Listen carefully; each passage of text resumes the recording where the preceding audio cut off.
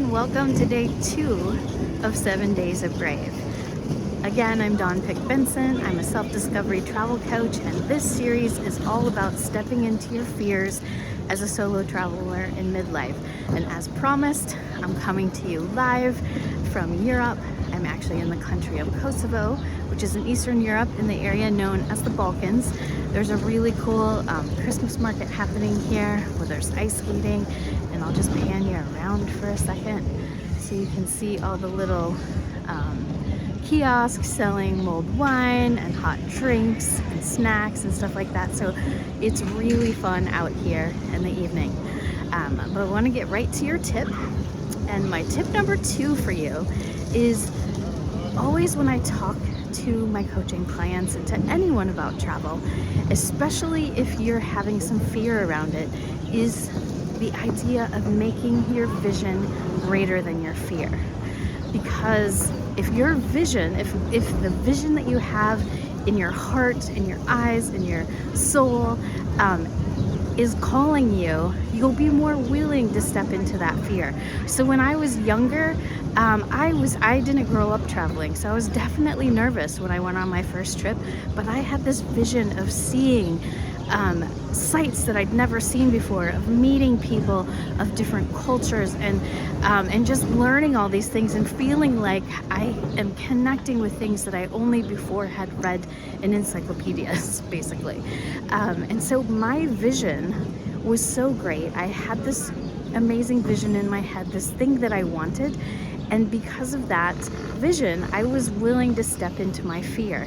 And I work with a lot of women where this really is a key for them. If you're feeling fear and if you're not sure what you want and what kind of travel is for you, and you're feeling really nervous, is really a key is to kind of figure out that fear. So a place that I often start with people is I do something called imagining your most extraordinary trip possible. Some of you have heard me talk about this before, but honestly, it's a game changer. It works regularly. You just close your eyes or go somewhere quiet and let yourself imagine the most extraordinary, amazing trip possible that you could ever have. See it with all your senses.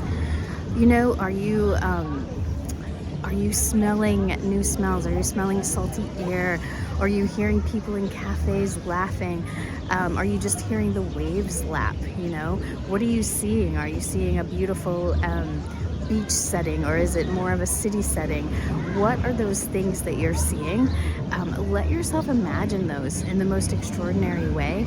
And if you are able to do that, if you're able to make your vision greater than your fear, this helps you step into it. So if you start to see, oh my gosh, I see myself in Paris, I see the Eiffel Tower around me, I see people eating at cafes, sipping on espresso, chatting all around, I hear French being spoken.